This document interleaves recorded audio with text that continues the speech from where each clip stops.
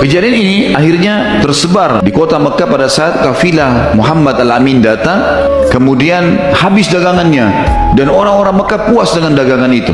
Nabi SAW pada hari yang sama tidak menunda sama sekali, walaupun dalam kondisi capek, pergi ke rumah Khadijah menyampaikan amanahnya. Ini adalah amanahnya, ini uangnya. Dan bukan cuma Khadijah, karena banyak sekali orang menitipkan uang pada saat itu. Semua diantarkan pada hari itu. Nabi SAW tidak tidur kecuali sudah menyampaikan semua amanah. Ini modalnya, ini keuntungannya, ini modalnya, ini keuntungannya. Semua selesai pada hari itu. Padahal dalam kondisi capek, datang dari safar. Ini sebuah adab yang luar biasa teman-teman bagi pedagang itu. Jangan tunda-tunda pembayaran, jangan tunda-tunda pengembalian hak orang lain. Langsung pada saat itu kita bisa tidur tenang. Kalau meninggal pun jadi aman gitu kan. Karena kejadian ini makin harum nama Nabi SAW. Dan Khadijah pun tidak pakai menunggu lagi, langsung bertanya kepada Maisarah, sebenarnya apa yang kamu lihat pada saat kamu sedang bersama Muhammad? Ceritakan saya kejadiannya. Apa yang terjadi? Kenapa kafiranya datang lebih dulu dari Syam?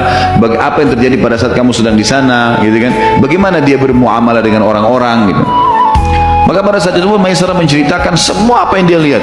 Dari kasus jalan ada naungan awan, dari kasus pohon yang nunduk, dari kasus pertanyaan pendeta, dari kasus Nabi SAW sudah membeli barang-barang dari Mekah kemudian menjualnya di negeri Syam, dan bagaimana dia bermuamalah dengan sangat mudah, bertransaksi, kemudian dalam satu hari habis semua produknya, hari kedua dia sudah beli produk lagi, kemudian beliau juga segera pulang ke Mekah, lalu kemudian di pintu gerbang Bani Syaibah sudah diperebutkan oleh masyarakat Mekah dan mereka puas semua dengan harganya, dan pada hari yang sama sudah dibagikan keuntungannya. Maka pada saat itu perlu digarisbawahi teman-teman bahwasanya Khadijah radhiyallahu anha ini walaupun pada saat itu berumur 40 tahun tapi terkenal sekali dengan kecantikannya. Dan ini mungkin sudah menjadi sesuatu yang fitrah ya.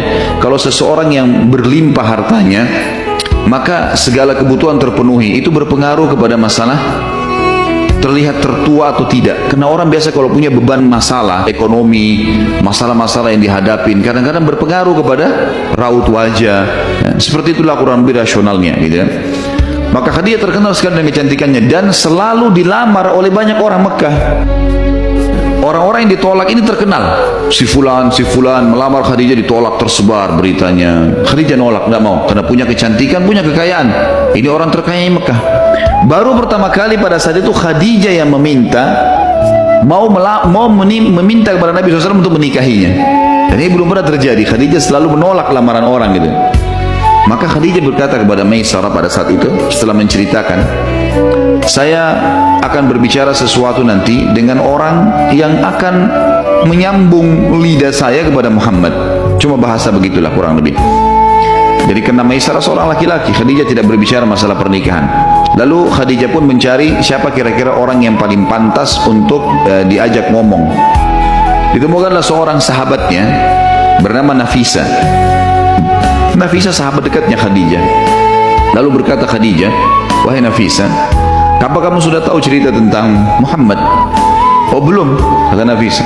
Kata Khadijah, ceritanya begini loh, begini, diceritain semua panjang lebar yang Maisarah cerita. Lalu Nafisa juga kaget, seperti itu kah Khadijah? Dia bilang iya. Dan saya punya niat sesuatu yang saya ingin kamu yang menyampaikannya. Kata Nafisa, apa itu? Saya ingin agar engkau menyampaikan kepada Muhammad untuk melamarku. Kata Nafisa, selama ini kau nolak tokoh-tokoh Mekah yang kaya raya, sekarang kau minta Muhammad untuk melamarmu. Nabi SAW memang waktu itu pedagang, tapi bukan sekelas levelnya orang-orang nomor satunya Mekah yang melamar Khadijah yang ditolak, gitu kan?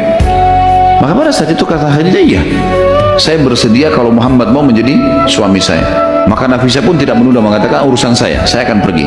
Maka waktu itu Nafisa pun mendatangi rumah Nabi SAW. Lalu Nafisa mengatakan, wahai Muhammad, mengapa engkau belum menikah?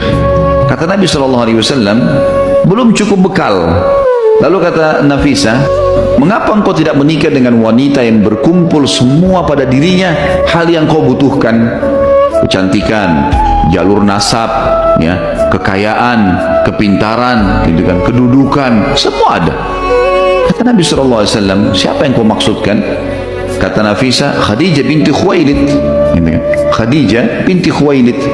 Lalu kata Nabi SAW, bagaimana bisa Khadijah? Mali wal Khadijah, kata Nabi SAW, bagaimana saya dengan Khadijah? Mustahil lah itu terjadi. Karena Khadijah siapa? orang yang memang menolak semua tokoh-tokoh. Satu Mekah tahu kalau dia tolak tokoh-tokoh Quraisy. Lalu dia mau menikah dengan orang yang tadinya penggembala kambing, kemudian sekarang menjadi pengusaha kecil. Kata Nafisah, itu urusan saya. Yang penting kamu setuju dulu, gitu kan?